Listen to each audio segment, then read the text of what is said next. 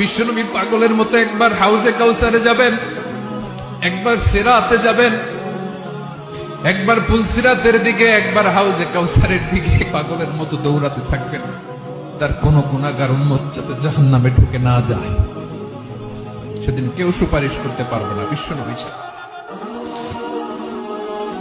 এজন্য ৫ নম্বর আল্লাহ বললেন, মান যাল্লাযী ইয়াশফাউ ইনদাহু ইল্লা বিইযনিহি।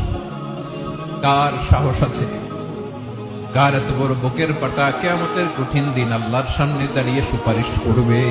কারো ক্ষমতা, কারো ক্ষমতা নাই।